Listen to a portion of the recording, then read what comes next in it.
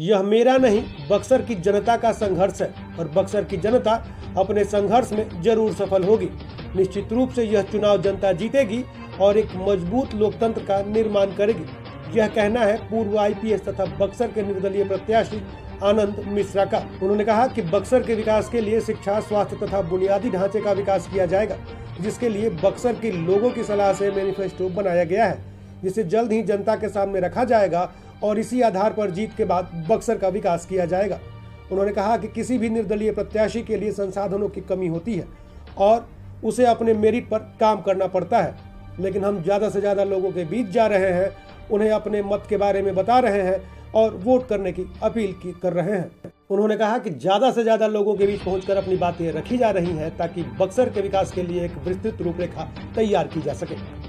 संघर्ष कितना फलदायी होगा? जी भैया, देखिए क्या है कि संघर्ष क्योंकि बक्सर की जनता खुद कर रही है और हम सब मिल के कर रहे हैं और संघर्ष अपने भविष्य के लिए है और हमारे आने वाले कल के लिए है, तो ये ज़रूर फलदायी होगा क्योंकि हम इसको सिंसियरली, ईमानदारी से कर रहे हैं। एक तरफ एनडीए गठबंधन है, दूसरी तरफ हिंदी गठबंधन जी, उसके बीच आप स्वतंत्र उम्मीदवार के रूप में कितना कठिन है? जी देखिए, स्वतंत्र उम्मीदवार की तरह रहने से ये कठिन तो है कि हमारे पास संसाधन की कमी होगी, एक संगठित व्यवस्था की कमी होती है, यही है, हमें मेहनत ज़्यादा करना पड़ता है।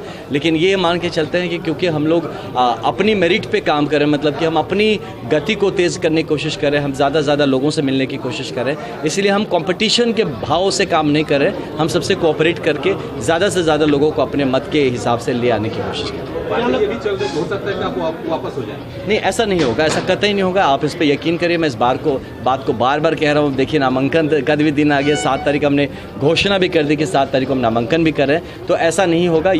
ये बक्सर के सम्मान की और मेरी भी आत्मसम्मान की बात है, इसलिए आप भरोसा रखिए, हम कहीं नहीं जा रहे हैं। मुझे पूरा यकीन है एक लोकतांत्रिक व्यवस्था में हमें बक्सर को अपनी बात रखने की, हम लोगों को अपनी बात रखने की मौका जरूर मिलेगा। कई प्रत्याशियों से हम लोग मिल रहे हैं, वो बक्सर के विकास के मुद्दे ही नहीं जानते हैं। आपको क्या लगता है, बक्सर को क्या कुछ नहीं मिला जो मिलना चाहिए? देखिए, बक्सर का ना हम बहुत कुछ है जो नहीं मिला और मिलना चाहिए, बल्कि ये कहेंगे कि बाकी जो देश और कुछ राज्य है जो वो स्पीड से विकास करें। हम 5 ट्रिलियन इकोनॉमी की तरफ जब जा रहे हैं, हम टॉप 3 डेवलप्ड नेशंस में जा रहे हैं, 2047 विकसित भारत का जो सपना है उसको पूरा करने के लिए बहुत सारे आयाम हैं जिस पे हमको काम करने की ज़रूरत है। शुरुआती करें तो हम एक अच्छा कानून व्यवस्था क्रिएट करना पड़ेगा, स्वास्थ्य व्यवस्था की बहुत गहरी जिम्मेदारी हमारी बक्सर के लिए स्पेशली है। आप शिक्षा व्यवस्था पे देख लीजिए, आप रोजगार पे देख लीजिए, स्वरोजगार पे देख लीजिए, और एक गैप होता है जो पढ़े लिखे लोग, एजुकेशन और एम्प्लॉयमेंट के बीच में गैप है कि हमारे पढ़े लिखे लोग भी अगर एम्प्लॉयमेंट नहीं पा रहे तो उस ब्रिज को कैसे करना है, उस पर हमें काम करना है। हमें स्पोर्ट्स के ऊपर काफ़ी यहाँ पे काम करना है, काफ़ी यहाँ पे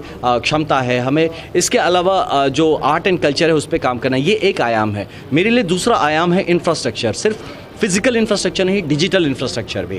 और इसके साथ साथ इंफ्रास्ट्रक्चर के साथ जो एक चीज़ है जो हमारे पूरे इस तरफ की इकोनॉमी को घेर के रखती है वो है एग्रीकल्चर, वो है हमारा कृषि विभाग। और कृषि में आप देखें तो राइट, एक अच्छा बीज से लेके और उसके मंडी तक पहुंच के एक अच्छा उसको हमारे किसान को उसका जो उसके लायक, जो उसका जस्टिफाइड प्राइस नहीं मिल पा रहा है, जिसके चलते हमारा ओवरऑल इकोनॉमी नहीं डेवलप हो रहा है। इसके लिए भी मैंने प्लान किया। मैं बहुत जल्दी 1-2 दिन में अपना मैनिफेस्टो आपको दिखाऊंगा और जारी करूंगा, जिसको काफ़ी सारे हमारे बिहार के बच्चों ने ही, बक्सर के लोगों ने मिलकर उसको बनाया है। और जो ज़मीनी ज़रूरत को देख के हमने बनाया है, किसी तरह के हम वादे नहीं कर रहे, इसमें हम कुछ इरादे लेके आए हैं जो अपनी क्षेत्र के विकास के लिए हो और हमारे सारे आने वाले जनरेशन के लिए अवसर क्रिएट कर सके। तो आप उसको देखेंगे तो आपको ज़रूर ये सुकून मिलेगा कि एटलीस्ट चलिए कोई आपका बेटा भाई है जो कि सच में विकास के लिए आया है और हमारे भविष्य के लिए आया है। बक्सर से चंद्रकांत निराला।